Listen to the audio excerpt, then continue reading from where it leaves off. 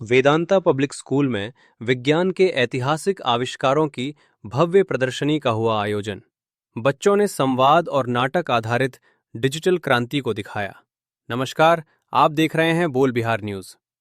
प्रखंड बगहा 1 के बहुअरवा स्थित वेदांता पब्लिक स्कूल में रविवार को मानव इतिहास की वैज्ञानिक खोजों और आविष्कारों पर आधारित एक प्रदर्शनी का आयोजन किया गया। इस कार्यक्रम में छात्रों ने आदि युग से लेकर आधुनिक डिजिटल क्रांति तक के सफर को प्रदर्शित किया। छात्रों ने मानव सभ्यता की शुरुआती खोजों जैसे आग, पहिया, नाव और विकासवाद के सिद्धांत को प्रदर्शित किया। वहीं विज्ञान के जटिल और आधुनिक विषयों को भी बेहद सरल और रोचक तरीके से समझाया। इसके अलावा छात्रों ने cycle, steam engine, combustion engine, हवाई जहाज से लेकर स्मार्टफोन और इंटरनेट जैसी आधुनिक तकनीकों के विकास और कार्यप्रणाली का भी शानदार प्रदर्शन किया। इस अवसर पर विद्यालय के चेयरमैन श्री प्रमोद कुमार राय ने छात्रों के प्रयासों की सराहना करते हुए विद्यालय के शैक्षणिक दृष्टिकोण को साझा किया। उन्होंने कॉन्सेप्ट बेस्ड 360 डिग्री लर्निंग पर विशेष जोर दिया।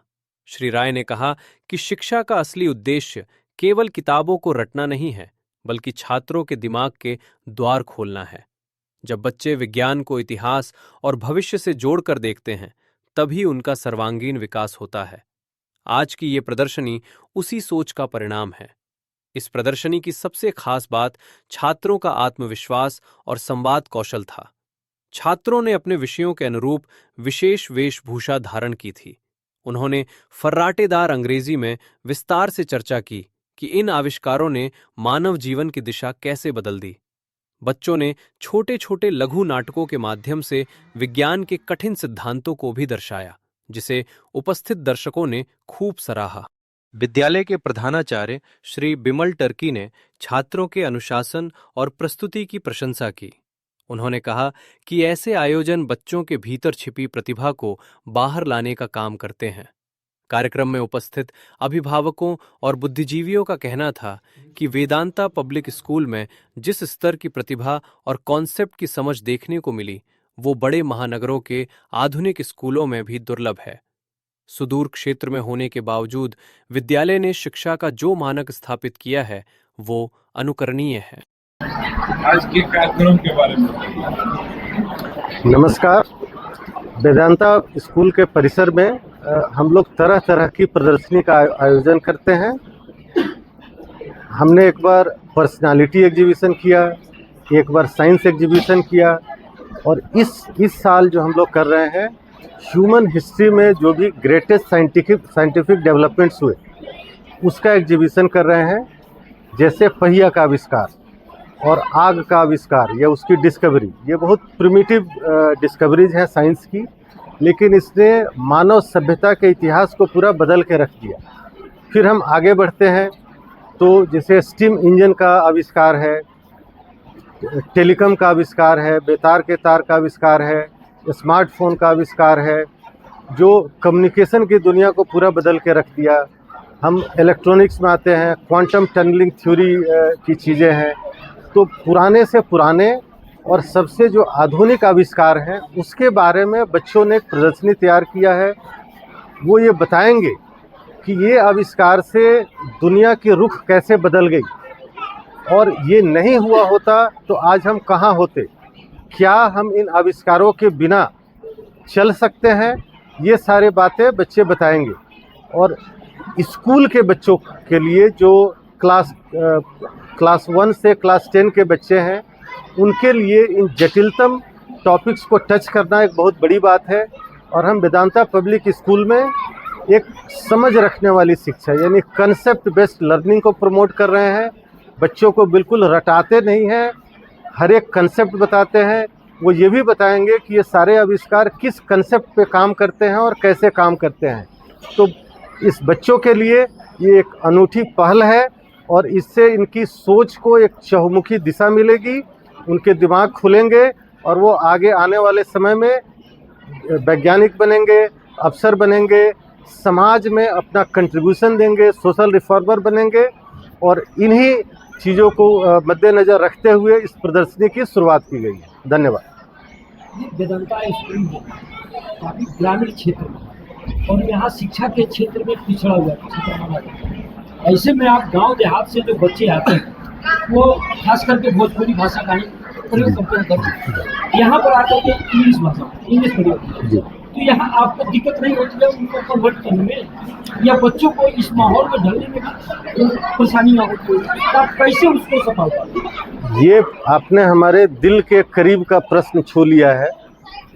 इसमें दो चीज़ें हैं, एक तो जहाँ सारी सुविधाएं नहीं हैं वहीं विद्यालय को खोलना चाहिए, तभी उसका ज़्यादा मतलब है। दिल्ली मुंबई में एक मैं स्कूल खोलूँ तो ये केवल एक नया स्कूल होगा, बट जहाँ नहीं है वहाँ खोलना ज़्यादा जरूरी है और ये हमको मालूम है, ये चैलेंज है। इसके लिए हम लोग एक अनूठी पहल करते हैं। शुरुआती दौर में सारे टर्म हम अंग्रेजी का इस्तेमाल करते हैं, लेकिन जो सिंटेक्स है वो हिंदी का रखते हैं।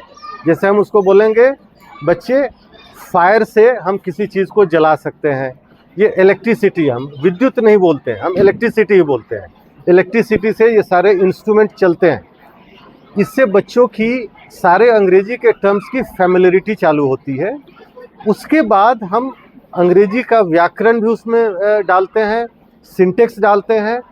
यदि हम अचानक से बच्चों को बोलें कि 100% इंग्लिश में पढ़ना है तो बच्चों को एक इंग्लिश फोबिया पैदा होगा और वो कभी सीख नहीं पाएंगे।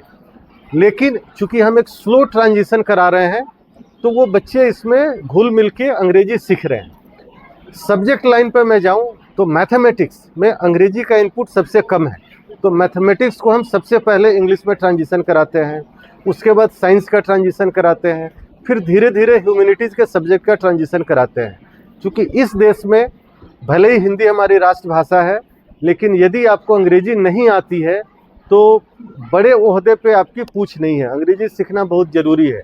रो के गा के हंस के हर हालत में आपको अंग्रेजी सीखना ज़रूरी है।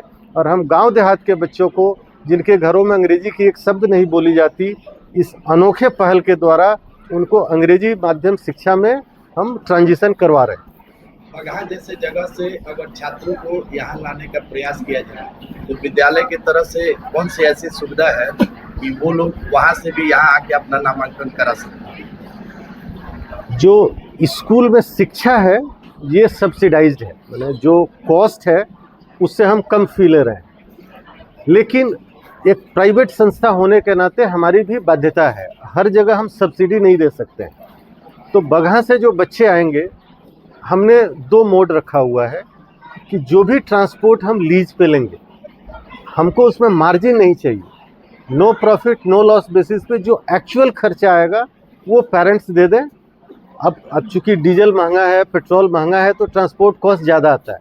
या 10-12 बच्चे बगहा से आते हैं, वो खुद मिल के गाड़ी कर लें या हम गाड़ी करके देते हैं। हमें ट्रांसपोर्ट में कोई मार्जिन नहीं चाहिए, लेकिन अपने तरफ से ट्रांसपोर्ट पे हम सब्सिडी देने की स्थिति में नहीं है। ऑलरेडी स्कूल संचालन में हमें काफ़ी सब्सिडी देनी पड़ती है। मैं प्रमोद राय इसी ज़िले का रहने वाला हूँ और अपने परिवार का पहला ग्रेजुएट हूँ। खेती वाले घर से आते हैं, सीमांत किसान। फिर हमने KR हाई स्कूल से 10th किया, MJK कॉलेज से 12 किया, गणित अच्छी रही तो IIT कानपुर से BTech किया। फिर सिविल सर्विसेज में मैं था, इंडियन रेवेन्यू सर्विसेज में 96 बैच। 2006 में रिजाइन करके मैंने वकालत शुरू की। वकालत ठीक ठाक चला, जिसका नतीजा है कि ये विद्यालय खुल गया। और 2 महीना पहले मैं GST एपेलेट ट्रिब्यूनल में जज नियुक्त हुआ हूँ। तो फिलहाल मैं GST एपेलेट ट्रिब्यूनल में जज